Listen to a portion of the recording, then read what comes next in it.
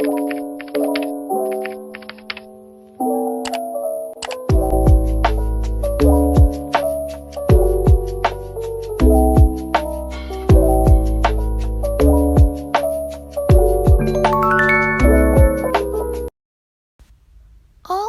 eu sou a Beatriz Fragoso.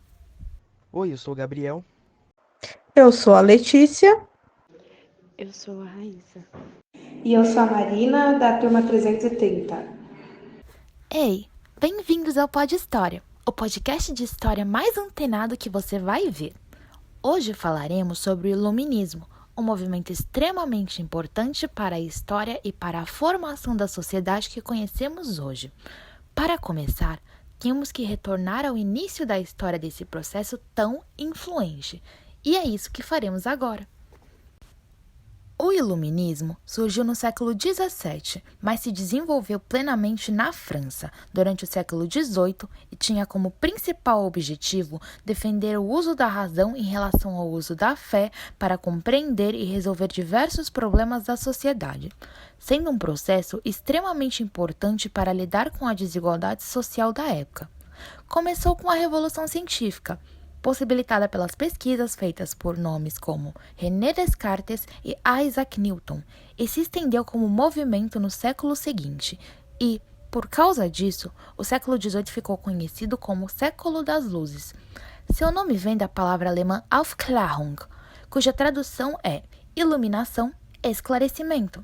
E seus ideais fizeram com que o movimento ganhasse certa notoriedade em diversos lugares da Europa, antes de finalmente se desenvolver em território francês.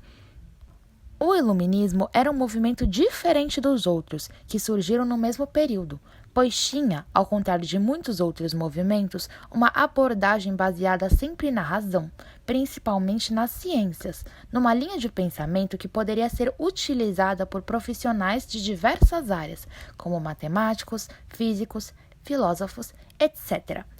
Com o tempo, passaram a utilizar o iluminismo em outras áreas da vida e até mesmo da política, buscando progresso e a felicidade na vida pessoal e na vida em sociedade.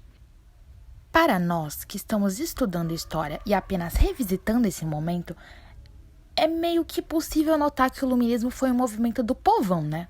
Pois quem integrava esse movimento era em maior parte os burgueses, que defendiam os direitos dos indivíduos por acreditarem que todos deveriam ter seus direitos naturais, como a vida e a liberdade, protegidos. E também pregavam o liberalismo, lutavam contra o antigo regime, o absolutismo, os privilégios da nobreza e do clero, as determinações mercantilistas e religiosas e consideravam o período medieval como idade das trevas, pois nada de bom havia acontecido lá. Mas quem culpa eles, né? Vamos ser sinceros. Que momento confuso, entendeu? Momento muito confuso. Briga toda semana não, né? Briga todo dia. Vikings doidões invadindo um monte de território que já deveria estar demarcado, né? Sério, se tivesse demarcação naquela época, isso não teria acontecido. Cristianismo rolando solto como religião suprema, morte, muita morte, mais morte, uma coisa meio enrolada e afins, né? A única coisa que prestou nesse período aí, sinceramente eu não sou a grande fã da Idade Média, né? Mas aqui estamos nós. Mas eu acho que o que mais prestou foi a história da Teodora e do Justiniano. Meu casal, amo eles demais, entendeu? Donos do meu coração. Tirando isso, sei lá, tô preferindo fingir que esse período foi surto, entendeu? E foi surto mesmo. Falo mesmo e digo mais. Adoro, amo série medieval, entendeu? Apesar de não gostar do período. Amo assistir Vikings, The Last Kingdom. Amo demais. Obrigada, Netflix, por produzir essas séries incríveis. Mas, né? Chega um ponto em que ninguém mais aguenta aquela balbúrdia. Então, sinceramente, dessa vez eu vou ter que apoiar os iluministas nessa empreitada de falar mal do período medieval. Sinto muito, né? Mas vamos falar mal, né? Vamos falar mal que tá sendo necessário. Aquele período não serviu pra nada. Não teve nem desenvolvimento científico naquela época. Isso que é complicado, né? Enfim, perdão por ter me desviado do assunto, mas voltando, né, pro nosso tema, que é o iluminismo, citarei agora alguns dos principais nomes desse movimento tão importante, como Montesquieu, Voltaire Voltaire, Diderot, Rousseau, o nosso caríssimo John Locke, que é considerado o pai do liberalismo, e Adam Smith. Porém, agora temos um porém. Isso é apenas uma parte da história do iluminismo, pois temos seu verdadeiro desenvolvimento na França, mais precisamente na Revolução Francesa. Na França, no século XVIII, existia uma grande desigualdade social e política, tanto que a população era dividida em primeiro, segundo e terceiro estado, que eram respectivamente o clero, a nobreza e a burguesia. Essa desigualdade, aliada aos gastos excessivos da nobreza, ocasionou numa crise política, econômica e social por lá, o que fez com que o rei Luís XVI tivesse que pensar numa solução para os gastos, e se aproveitando da marginalização social e pouca influência política dos burgueses, convocou depois de mais de 100 anos a Assembleia dos Notáveis, onde o clero e a nobreza foram chamados para discutir uma solução para a crise, e a solução encontrada por eles foi cobrar mais impostos em cima do terceiro estado.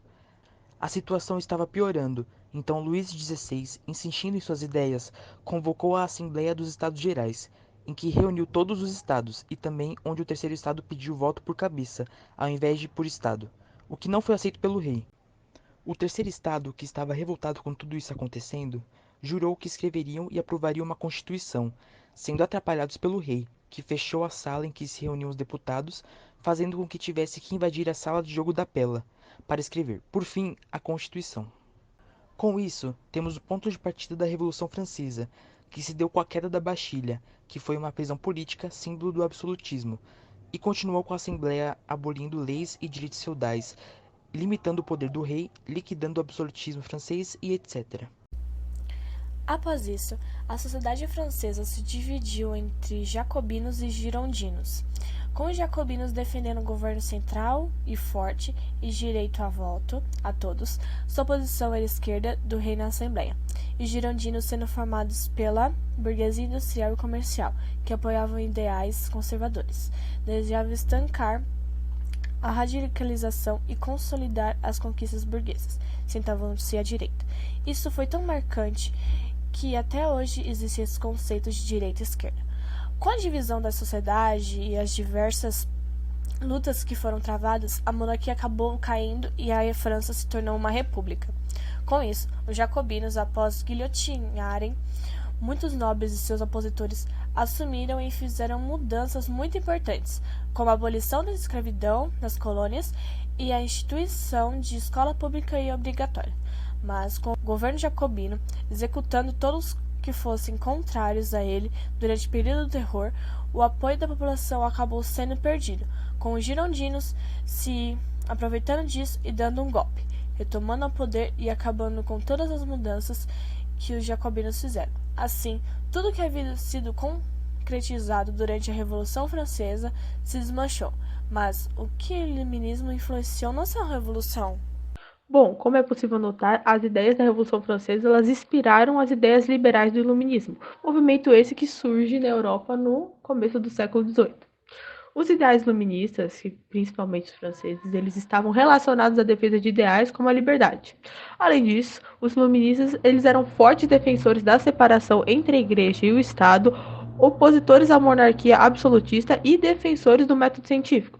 As revoluções burguesas do século XVIII, como a francesa, eles tiraram dos ideais iluministas a sua base ideológica, fazendo com que essas ideias fossem o ponto central da Revolução Francesa em 1789. Os conceitos de igualdade, liberdade e fraternidade, desenvolvidos pelos iluministas, foram aplicados durante o processo revolucionário francês. Essa frase também é conhecida como o lema da Revolução Francesa. Basicamente, os ideais do iluminismo eram tão inovadores e revolucionários que se propagam rapidamente entre os burgueses, proporcionando assim a Revolução Francesa. Eles tiveram também influência em três principais áreas: na economia, política e social e, por último, na religião. Bem, na economia, a gente teve os iluministas afirmando que o Estado deveria praticar o liberalismo, ao invés de servir na economia. No caso, o Estado deveria deixar o mercado se regular sozinho. Bem, um pensador muito famoso, conhecido como Adam Smith, defendia essa tese. Na influência política e social, temos um movimento totalmente contrário ao absolutismo. Os iluministas defendiam que o poder do rei ele deveria ser limitado por um conselho ou por uma constituição. Montesquieu, por exemplo, um grande idealista da época, defendia um modelo onde o Estado seria dividido em 3 poderes: legislativo, executivo e judiciário, algo que a gente vê até nos dias de hoje. Bem, e por fim, a religião, que foi muito criticada por vários pensadores iluministas e a maioria defendia a limitação desses privilégios do clero e da igreja, bem, como uso da ciência para questionar a doutrina na religião. Haviam também aqueles que compreendiam o poder da religião na formação do ser humano. Bem, o que eu quero dizer com isso é que havia alguns que preferiam que houvesse 2 esferas distintas, separação entre a religião e o Estado. Além disso, os iluministas também, no ápice da França, durante a Revolução, eles servem como influência para outros movimentos, como a Revolução Americana, aqui no Brasil, a Inconfidência Mineira, e também aos seus pensadores, como Voltaire, Rousseau, Montesquieu, John Locke. Sim, o John Locke, o pai do liberalismo. Eles até hoje são muito conhecidos como baluartes da liberdade e dos direitos individuais do cidadão. Bom, com isso é possível perceber que o iluminismo realmente foi um movimento que impactou no século XVII, XVIII, mas acredita que ele nos influencia até hoje? Atualmente, ainda vivemos sob influência do iluminismo em temas como a limitação do poder do Estado sobre a sociedade, os ideais e lutas pelos direitos individuais de cada cidadão, como a vida, a liberdade, a dignidade e alguns outros temas, e também em relação a ideias como a igualdade de todos os homens perante a lei e o combate à sociedade de privilégios. Outra ideia característica do iluminismo, que existe até hoje, é a teoria dos 3 poderes. Na economia, o pensamento iluminista ainda é vivido, visto que os iluministas defendiam a ideia de uma economia de livre mercado e totalmente liberal. O iluminismo também influenciou no direito. A exemplo das obras de John Locke e Montesquieu, que trataram bastante sobre os direitos naturais e divisão de poderes. Eles podem ser citados como uma influência direta à tripartição dos poderes entre executivo, legislativo e judiciário. Além disso, essa influência pode ser percebida na mudança das regras que possibilitaram que as sociedades de hoje em dia vivessem em sistemas democráticos e republicanos. Já na religião, a gente tem a separação do clero e do Estado, que se mantém até hoje.